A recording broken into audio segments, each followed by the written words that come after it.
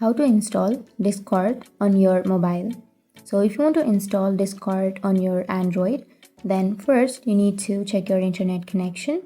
And once you check your internet connection, open up your Play Store. And after opening your Play Store, you can go for the search bar and now you can search for Discord. And once you search for Discord, here you will have your application, right? So if you want to install this application, simply tap on install and it will start the install process. But it might take some time depending on your data or your Wi-Fi connection to download. So wait for 2 to 3 minutes. And once you install the application, here you will have open button on the right side. Simply tap on open and then you can log into your account or you can create your account.